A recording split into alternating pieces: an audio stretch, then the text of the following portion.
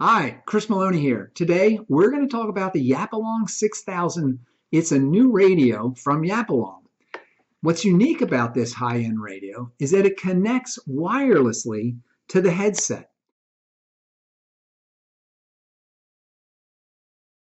Now, this particular headset is just fits on your head like that over the ears. It doesn't fill in your ear canal with any blockage so you can hear the radio. You hear your partner speaking to you on the radio.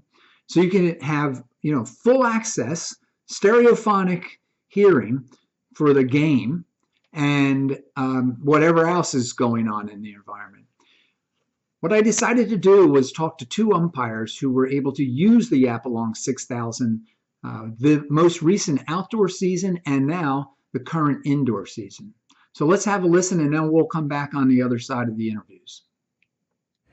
So we're going to talk about the Yapalong 6000s. I have Kiet and Suzanne. Kiet came in from Kentucky where he umpired, and Suzanne umpires in the tri-state area, New York, Philadelphia, and New Jersey. Kiet, first, how many times did you get to use the Yapalong 6000? I get to use the radio once because most of the colleges in Kentucky that I umpired at, they offer, they provided radios, but I had a great experience with the radio. It went very smooth and the radio was very clear. The only problem I had was the belt clip get loose, but other than that, I love it. And Suzanne, how about you? How many games do you think you did? Wow. Hard to even think of how many times I've used these. I've used them quite a bit, both indoor and outdoor. I really try to share them with as many umpires as I can because I really enjoy using them.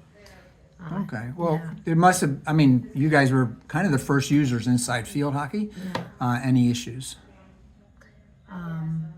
I too had the issue with this, and as a matter of fact, when I would bring these with me, I brought my little screwdriver to tighten them up. But then what I did was, rather than putting it on my armband, because it does come with an armband and that's where you clip it in, I would use my fanny belt thing where I could put it right in the front. It was fabulous. I found that it's important for my partner to have it in the front of their body too, so that we speak to each other. If it's in the back, it doesn't work as well. But that's not just with this, it's with all radios I've found.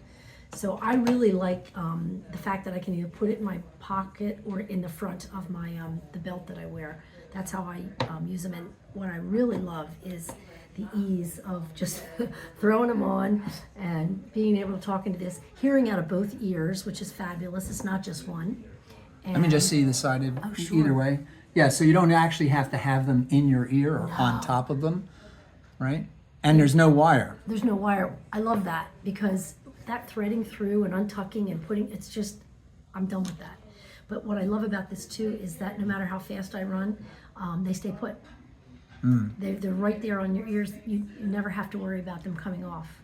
And I think you told me, though, you had a problem the first time out in terms of the pairing or something. It was a rookie mistake. I Okay. did not realize that you had to pair the radio with the mic with the same color dot, if you will. So I just grabbed whatever was in my bag, I gave it to my partner, and we were crisscrossed, so we couldn't communicate. Oh, I see. Yeah. Can you hold up both of the radios? I'll point something out. So both of these are in black cases. The dot is matched to the headset, but those are just added on. What I'm going to do is recommend that when you, if anybody were to buy these, is that these also come in a bright fluorescent color, and I would have one of the dark cases that you have your left hand on, and the other one in the bright green, safety green case. And that way, it'd be very easy to remember which headset is paired with, which one of the radios. Okay, anything else? Any little stories you have from your experiences?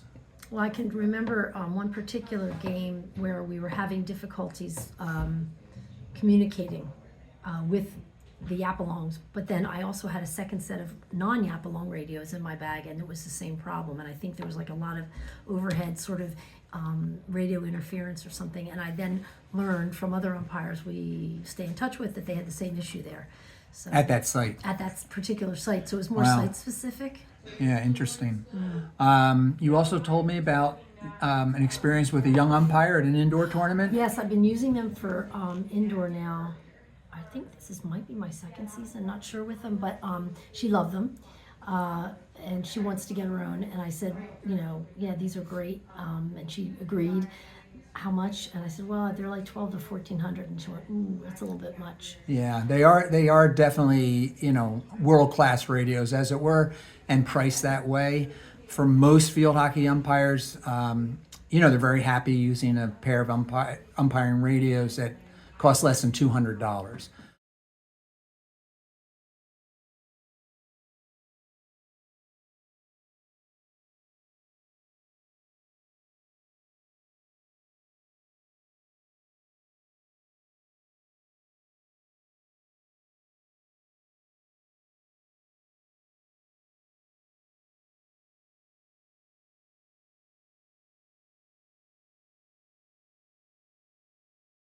But, I noticed one of the first things about this radio with the headset being wireless or untethered is that, and you kind of mentioned it, that the wire has to thread through your body to the shirt, to the, out the pant loop, that sort of thing. Yeah, it's painful. And when I would loan somebody my radios and with the headset and the wires, they would hand me the radio and then kind of rip the headset and the wire out. And that's like the weakest part. The radio is solid state, but the wire, it breaks. And these are Bluetooth connections. Can you give us a look over that way just so we can see it real quick? And then the other way, just to highlight that these just sit in the back of your head and wrap over your ears. And like you said, you can run full speed. Kiet and I did an experiment with them in front of our house. I got, I think, to 280 yards away before we started to hear static.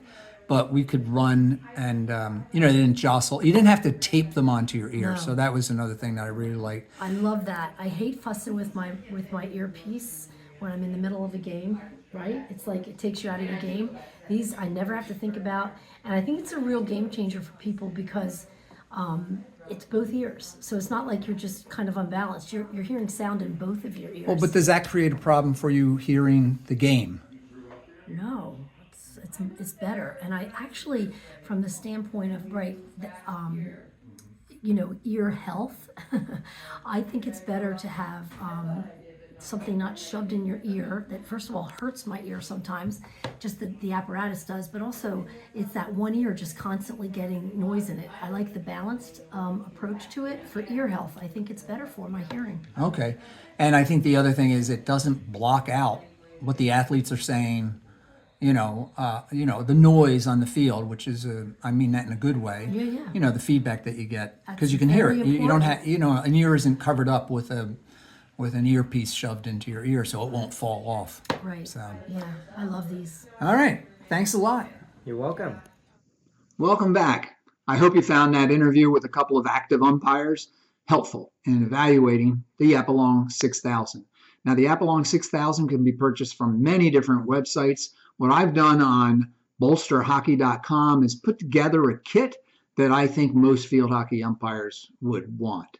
So it's 2 radios, 2 headsets. This headset, which by the way is more sanitary than the headsets that go into your ears, and also has volume control right on the headset, so it's very easy to use in that regard. It also comes with a bag, a go bag basically. Put everything into it, take it with you to the game. The bag is designed to be, rain water resistant, so it shouldn't be a problem if you have to, leave your radios in the bag while it's raining before or after a game.